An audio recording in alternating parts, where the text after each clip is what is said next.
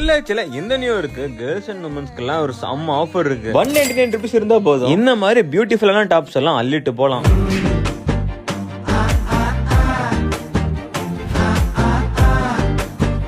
850 worth உள்ள 3-piece set எல்லாம் 599 கொடுத்துட்டு இருக்காங்க. நல்லா இருக்கா? நல்லா இருக்குப்பா. இது மட்டும் இல்ல 350 rupees இருக்கிற இந்த டாப்ஸ் எல்லாமே just 199 கொடுத்துட்டு இருக்காங்க.